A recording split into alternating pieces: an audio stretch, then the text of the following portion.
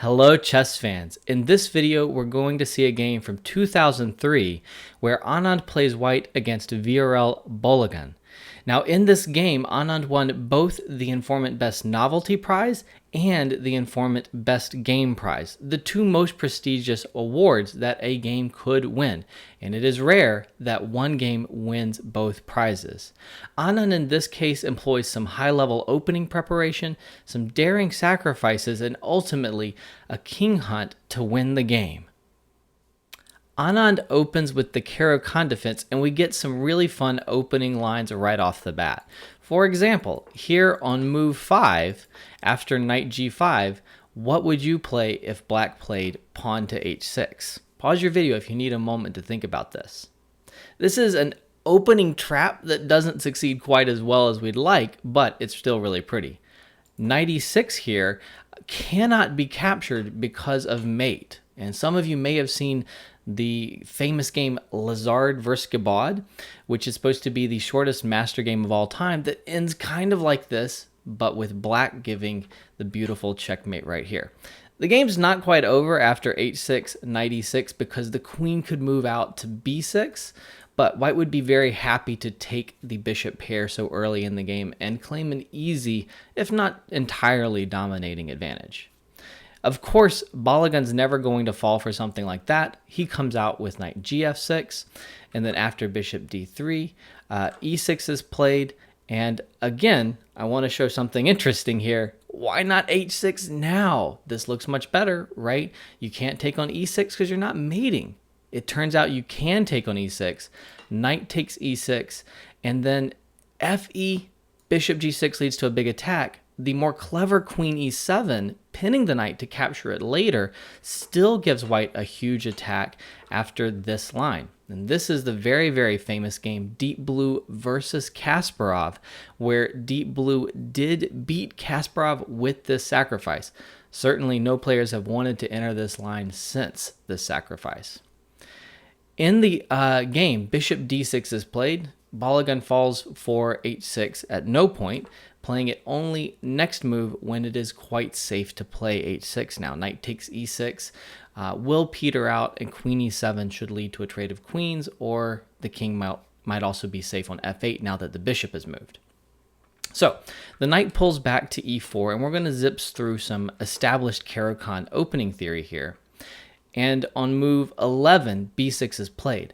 Anand said that he was very happy to see b6 because he had an opening novelty prepared in this line, and Bologan is going to walk right into it.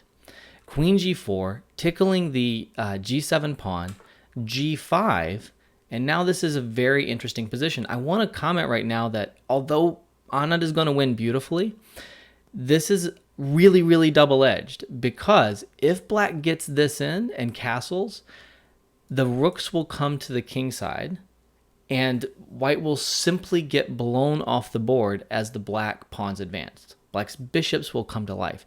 The rooks and pawns will storm down the board. White will be decimated.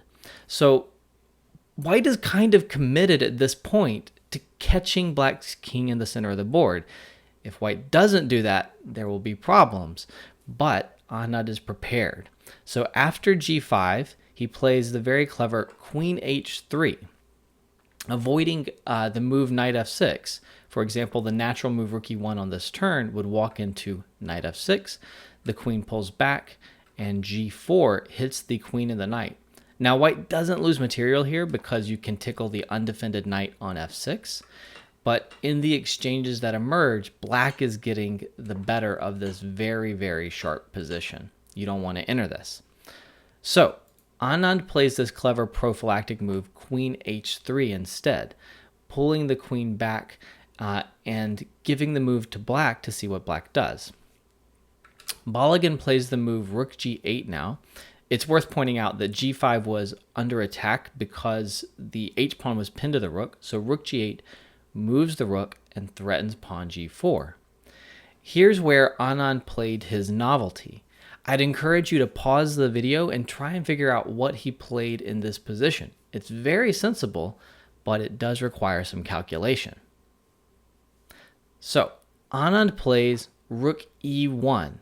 Now, rook e1 is probably the most natural move in the position, right? You get your rook developed right onto the open e-file. It's the most effective developing move available to you in the position. But it also walks into the move g4 right here. Why does this move not work? It turns out that what Anand has prepared is queen takes h6, the knight falls, and he follows up his knight sacrifice with rook takes e6 check. And this is a winning attack for white. Well, I'd pull it back a little bit. A strong attack for white. And it looks likely to be winning for white. Stockfish is very much in favor of white's position, but in a lot of lines, the attack will eventually come to an end with white having a lot of pawns for the piece and some continuing pressure against the king. So if the rook is captured, pawn takes e6, queen takes e6 check, hits the rook and the king. This is a core part of the geometry that Anand is relying on to make this position work. If you give up the rook, which you kind of have to do at this point because moving the king walks into bishop h6 check, with bishop e7, queen takes knight f8, black does survive, but white's attack continues. He's got a very good attack at the cost of the piece, and he'll be able to pick up some more things as the attack goes along from here. If the rook was not captured on e6, after rook takes e6 and black tries to not capture the rook and just say, I'll take the knight and let's leave it at that, then white still has a very good attack. For example, if bishop e7 here, white wins basically on the spot by sacrificing the rook, bringing the bishop out, hitting the queen. Rook e1 now is coming, and the king is caught in the middle of the board. I'm not going to analyze these lines to their finish, but this is a winning attack for white, and Bologan sees through this and avoids all of it. After rook e1, Bologan plays the move bishop to f8 here. And I noticed that Stockfish is giving this a brilliant evaluation because Stockfish thinks that it's the best move in the position. And it takes quite a bit for Stockfish to come to that conclusion. So bishop f8 now does leave rook takes e6 check on the table, but after king d8, black gets some interesting counterplay. Black has only lost a pawn here, and still the threats of g4 exist in the position. The rook could be captured now in a better position, and if the rook moves, knight e5 is coming with discoveries on the queen. So this is all very, very complicated, and Stockfish actually thinks that knight takes g5 is interesting here, very promising for white potentially, and it's pure chaos. Bishop f8 tries to kind of induce the sacrifice and then get counterplay in an interesting way. So after rook e1, bishop f8, queen f5 is played by Anand, getting the queen out of the potential fork from g4. The bishop now comes to g7, and Anand said that rook g7 was probably the best defense here, and he still thought the position was quite complicated. Stockfish agrees that rook g7 is one of the best moves, and I find it interesting that after rook g7, Stockfish's suggested best move is a4, accepting that you're no longer going to be able to stop black from castling queenside, but you will get an attack on that side of the board anyway, and the position's going to be very, very complicated with both players having dynamic pieces and dynamic chances. After bishop g7, h4 comes, and the g5 point is breaking down, which is going to start letting white's other pieces get into the action. You don't want to capture on h4 because bishop f4 develops the bishop and hits the queen. That g-pawn is important for controlling the f4 square. So h4, king f8 from black, trying to step out of the way and attack the queen, but accepting that the king is not going to castle queenside. Queen h3, rook h8, a trade on g5, and the queen moves forward. At this point, it's pretty clear things are great for Anand because he's trapped the king in the middle of the board, and g5 is now falling. Bologan plays c5, Anand picks up g5, and then Bologan captures on d4. The next move is my favorite in the game, and I would encourage you to pause your video and try and figure out what Anand played. It's really quite a challenging move, and I've actually seen this in some very, very advanced problem collections. So, don't burn an hour trying to find the right move, but think about it. Think about what you would play. Do the sacrifices work? Should you go for them yet, or do you have other moves? What Anand ended up deciding on was rook A to D1. Basically, he comes to the conclusion that the sacrifice, rook takes E6, is not ready yet. Knight E5 comes, and black is actually getting all of their pieces into play here with really interesting tactical chances. So knight takes E5, bishop takes E6, for instance, is now very unclear from here. We don't want to give up black a move like knight E5 in this position unless we can refute it, and here we can't. So if we're not ready to sacrifice yet, we need to take a step back and follow our opening principles. Anand's rook A to D1 takes the one piece that wasn't participating in the attack and gets it out to an excellent square on D1. I realize black's D4 pawn looks like it's controlling the rook at the moment, but we'll see that it's actually really, really well placed on D1 in just a moment. So Bologan plays bishop B7. What could be more natural than developing the bishop? And again, I ask you, what does Anand play here? At this point, it's time to sacrifice. Rook takes E6. Absolutely a brilliant move, a move that we have been toying with for quite some time, and it's finally working completely and totally. Many of you may have analyzed this move on the last move, but we ran into that knight E5 move, which refuted it. So now we're ready, right? Knight E5 with the bishop on B7 instead of C8 is no longer a concern.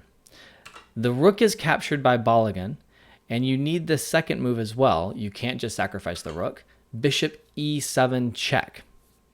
So bishop E7 check is a classic decoy sacrifice, pulling the king away from the defense of that bishop on G7. If the king goes to G8, then you simply have mate in one with queen takes E6 check. Really a beautiful mate. I love anything that pairs the queen and the bishops in this manner. So after king takes E7, queen takes G7 check. Because the rook is hit here on H8, you cannot retreat to the back rank without just dropping that rook and, you're toast. So the king tries to run up to D6. Makes total sense. Now, knight takes D4 is a really patient move. At this point, we are down a rook, but we have a huge threat. For example, rook AG8. And all those of you who have been doing their puzzle rush should immediately see knight to b5 check with a royal fork.